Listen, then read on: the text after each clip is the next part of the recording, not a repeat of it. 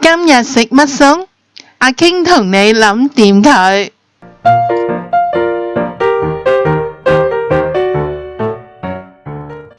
蝦仁煎腸粉。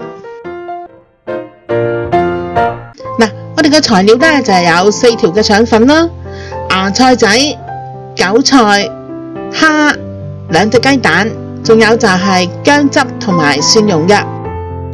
首先我哋就處理好啲蝦，啲蝦呢我哋要係開邊啦，咁跟住攞咗條腸出嚟，用啲豆粉水洗乾淨佢，然後抹乾淨水就得噶啦。咁跟住呢，我哋可以放啲海鹽啦、薑汁、味淋去撈勻佢，跟住呢就落1匙羹嘅麻油。哇，咁啲蝦就好香噶啦。啲腸粉呢，咁我哋呢就係切開佢，切到你中意嘅 size 啦。雞蛋2隻，我哋加少少嘅鹽咯，咁就係攪勻佢。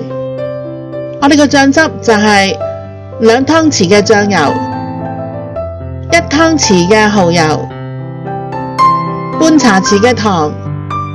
攪勻佢之後呢，就係落2湯匙嘅水。咁我哋嘅醬汁就搞掂啦。準備晒所有嘅材料，開始煮啦。燒紅個鑊，落少少油。首先呢，我哋就要煎香嗰啲腸粉佢先。啲腸粉我哋放咗落去啦，我哋唔使咁樣亂咁炒佢嘅。咁我哋放低佢，一陣間佢就會軟身噶啦。咁跟住呢，我哋煎到有少少脆脆地金黃色咁就得啦。你睇下，咁就 OK 噶啦。